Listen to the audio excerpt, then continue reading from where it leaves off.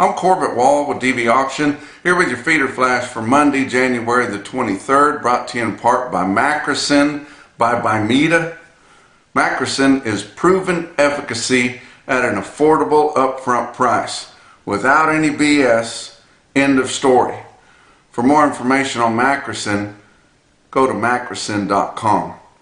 Also, Joplin Regional Stockyards, much lighter run this Monday than what they've had all year so far. Only expecting maybe 3,500 head. It's muddy around there, kind of hard to get the cattle in. And then expecting a lower market after the things that happened last week. And Joplin does as good a job as any market that I know of keeping their customers abreast of what's going on. They're on top of the market. They know what the orders are like. They know what the feedlot conditions are like, and the feedlots are pretty full. And they're muddy too in a lot of places that they send cattle to. So, you know, not a whole lot of demand to work with. So they're telling their guys to just hold on to their cattle here for a few weeks, and we'll see what happens. Most of their customers are backgrounding yearlings there. They can get their hands on them about any time they want to. So it's not going to hurt them just to hold them on that fescue there that they've got, and wait till a better time to sell them. So going to be a much lighter run at Joplin this week, but still bigger than most places with around 3,500 expected. Rough week last week, but pretty smooth cattle on feed report. And you said, well, how can you say it was smooth? It was on the bearish side of all three categories. Yes, but not bad. And not bad at all. And I tell you what, the average of the analyst guess was so aggressive on the placements being lower. You know, they were down there just over 91%, and coming in at 92.0%. I thought that was a victory, and I didn't dream it would come in that light, and let alone even getting close to reaching that. But you know, I think a lot of other people felt the same way about it.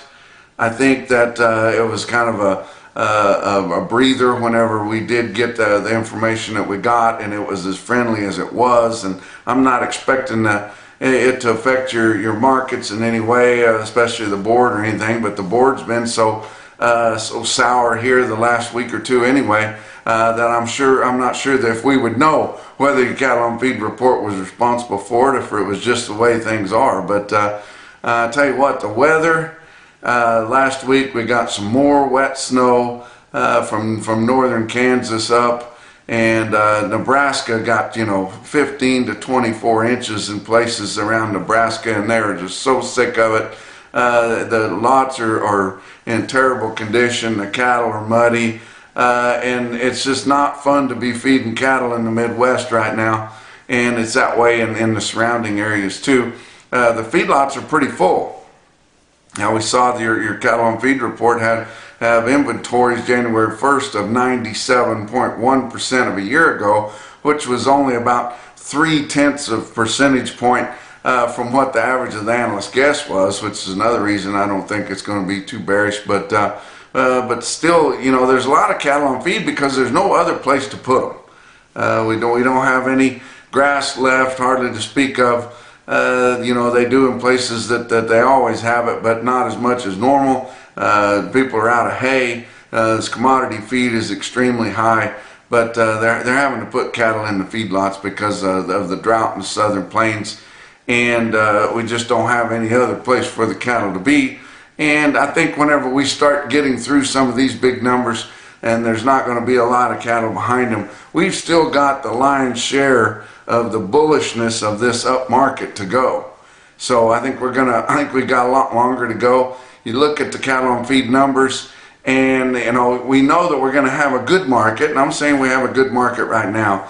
Good market for the next 2 years. I think it could be 3 years this time that we could have a good market and a good opportunity for guys to make some money. Of course, your inputs are higher too, but you have to manage those like you always do. But you know, we've slaughtered a ton of heifers last year.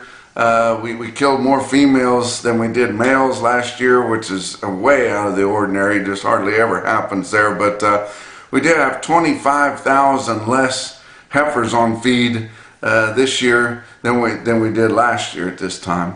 But we have 330,000 less steers on feed than we did this time last year. So we're still feeding a lot of heifers. Guys have not started keeping them back. We're starting to see a few in some of your premium sales with some heifers kept back, but they still haven't really got the opportunity to get into a place where they can feel comfortable keeping a lot of heifers back. They need this big market on as many cattle as they can sell, and they don't have the available feed to keep the heifers back. So we have yet to see guys keeping a lot of replacements, but it's coming.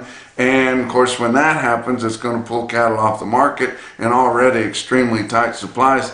It's going to make things worse depending on how you're looking at it. The market's going to be really good for at least 2 to 3 years here, and we can expect that and enjoy it while it lasts, because we're always in a cycle deal. It's usually 7 or 8 years of tough and then maybe 2 years good, but we might drag out the good a little longer than normal. But placements we're down in your under 600 pound group. They were I should say the biggest grouping of placements, and they usually go from 600 and down, and then 6 to 7, 7 to 8, 8 to 9, and over 9. But their placements were mostly light calves again, and compared to the other groupings. So we know that we've got a lot of light.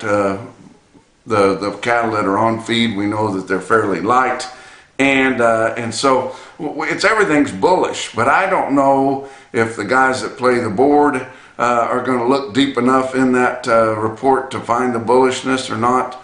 But we've sure got bullish fundamentals here going forward, and I think going forward for a long time. Let's talk about your board for last week. February live cattle. Monday was a holiday. Tuesday was down 72. Wednesday down 20, Thursday down 85, and then Friday back up 67. But February contracts ended the week at 156.62, down $1.10. April was down 98 for the week at 159.92. Feeder cattle, January contracts, Monday was off. Tuesday down $1.60, Wednesday down 15, Thursday down $1.40, and Friday down 17. Down every day of the week last week that they traded, ending the week at 177.92, which was $3.33 lower than the end of the previous week. But that's about how much your cash market was down too. So that's and your January contracts, the spot market there, they are trading still at a premium to what cattle are bringing, 177.92 on your average. That's higher than what your index levels are at for a cash steer weighing 8. But March feeder cattle ended the week at 180.97, down $1.90 for the week. Corn was up 1 1/4 cent for the week, ending the week at 6.76 1/4 cent a bushel. Beans were down 31 3/4 cent at 15.06 1/2 at the end of the week. Fat cattle trade up through Thursday, they had only sold 33,600 head. Negotiated trade in your 5-area feeding region. That's extremely light. Prices were lower. Your live steers and heifers sold from 153 to 158, which was $1 to $2 lower. The weighted average on live steers in your 5-area feeding region up through Thursday was 155.07. and that was down $1.71 compared to the weighted average from the previous week. Dress sales ranged from $243 to $250, which was $2 to $5 lower than the previous week. And your weighted average on dress steers last week up through Thursday was $248.01, down $3.10. That's a big down for your dress sales. And most of your sales in the northern plains and the Midwest were dress sales, because the cattle are carrying so much tag. You can't find a packer to give you a live price because the dressing percentage on these cattle is so poor.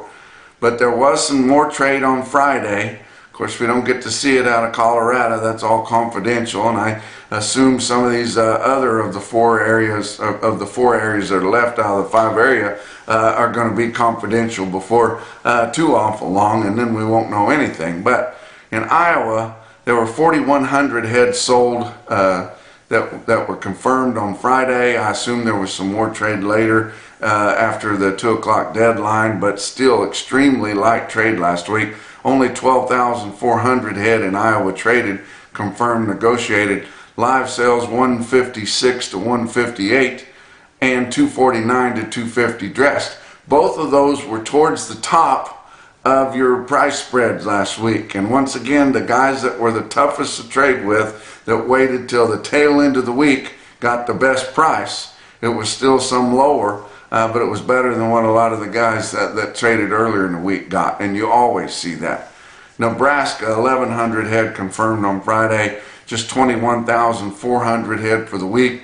No live sales, like I said, and Nebraska cattle are the muddiest cattle out there, and they can't get a live bid on them because you have no idea what they're going to dress. And it's going to be from 60 to 63. It's sure not going to be any better than that. And dress sales at 248. Kansas sold 4,900 on Friday, only 9,000 head for the entire week in Kansas, and the market in the Southern Plains was 155. Texas 2,200 on Friday, only 3,100 head for the week, and 155 in Texas also. These packers are going to be extremely short bought. I don't care if we had significant trade after the 2 o'clock deadline, still going to be a really slow week of trade. These packers are going to be hungry, aggressive for cattle. I don't care if they got mud on them. Most of them wash them off anyway, but they're going to need cattle earlier in the week. Guys got to stand tough and demand more for the cattle. You know, you might be sick of those cattle and tired of putting up with them and dealing with the mud and everything, but the packers need them very badly. So you know, put on your fighting gloves this week and get this market back going in the right direction. Box beef cutout values for last week were lower. Choice was sharply lower. Your weighted average on all of last week's trades on choice cuts was down 682. Ouch.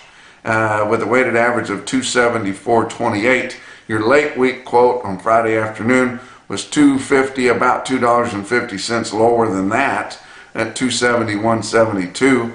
Weighted average on all of last week's select cuts was down 258 with a weighted average of 255.41. Now your late week sales on your selects on Friday were actually about $1 higher than the weighted average at 256.43. Your choice select spread on the bulk of the trade last week was $18.87 on a modest movement of 605 loads of cuts, grinds, and trimmings. Your slaughter last week still pretty decent, even though we had some slowdowns in Nebraska because of the storm. But 646,000 estimated for all of last week, including Saturday. That was just 15,000 less than the previous week, which was pretty big, and 9,000 more than the same week a year ago. Let's talk about your feeder cattle market. Your real-time index on DV auction, based on an 800-pound steer, figured just like your CME cash feeder cattle index, but in different sales and in more sales than your CME cash feeder index, and always up to date and current. Your real-time index ended the week at 175.55, down $3.51 on a 7-day moving average, guys, on all those 800-pounders, and a lot of them in there for the week, down $3.51. That is harsh.